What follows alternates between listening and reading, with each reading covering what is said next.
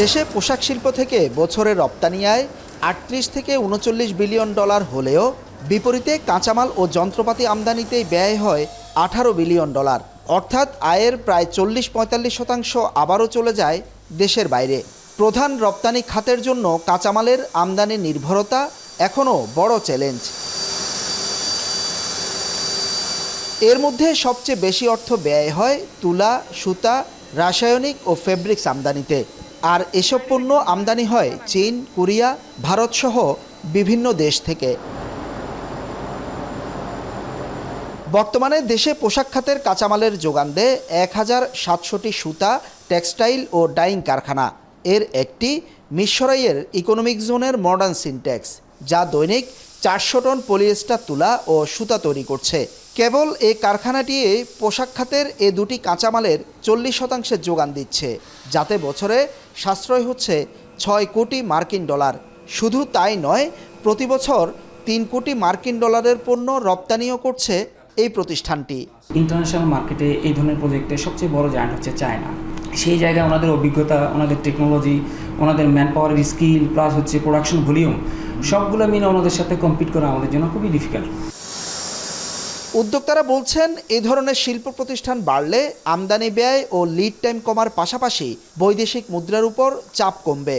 স্থানীয় টেক্সটাইল ও পোশাক শিল্প আন্তর্জাতিক বাজারে আরও সমৃদ্ধ হবে। বছরে বিলিয়ন বিলিয়ন ডলার চলে যায় এ খাতের কাঁচামাল আমদানিতে। সে জায়গায় এই কারখানা কিছুটা অংশ পূরণ করছে। উদ্যোক্তারা বলছেন, এ খাতের কাঁচামাল তৈরিতে পুরো দেশের বিপুল সম্ভাবনা রয়ে গেছে, অর্থাৎ এ খাতে উদ্যোক্তা আসার একটি বড় সম্ভাবনা আছে দেশে। গার্মেন্টসের বিভিন্ন ধরনের কম্পোনেন্টগুলি বানাই, এগুলি এখানে বানালে আমাদের সহজ ঘরের কাছে পাওয়া যাবে, লিড টাইমটা আমাদের সেভ হবে, আমাদের এক্সপোর্ট বুস্ট আপ হবে। আমরা চাই ব্যাকওয়ার্ড লিঙ্কের উপরে যদি সরকার আরেকটু মনোনিবেশ করে বা ফ্যাসিলিটিগুলো দেয়, তাহলে আমাদের খরচটা কমবে। আমাদের খরচ যদি কমে দেয়, তাহলে কিন্তু আমরা কম্পিটিশন মার্কেটের মধ্যে আরও অনেক দূর এগিয়ে যাব। উদ্যোক্তারা বলছেন, চীনের সঙ্গে প্রতিযোগিতা স্থানীয় উৎপাদকদের জন্য বড় চ্যালেঞ্জ। চীনের উৎপাদন সক্ষমতা, প্রযুক্তি ও দক্ষ জনবলের কোনোটিই নেই বাংলাদেশে। এই জায়গায় কাজ করতে হবে নীতি নির্ধারকদের। স্পেশাল প্রোডাক্টের জন্য যে ধরনের টেকনিক্যাল পিপুলগুলো দরকার, এটা আমাদের দেশে একটু অপ্রতুল। যারা এক্সপার্ট আছে তাদেরকে দিয়ে আমরা এই কাজগুলো করাচ্ছি। তাদের সাথে থেকে আমাদের যারা আছে তারাও কিন্তু বেশ সামনে এগিয়ে আসতেছে।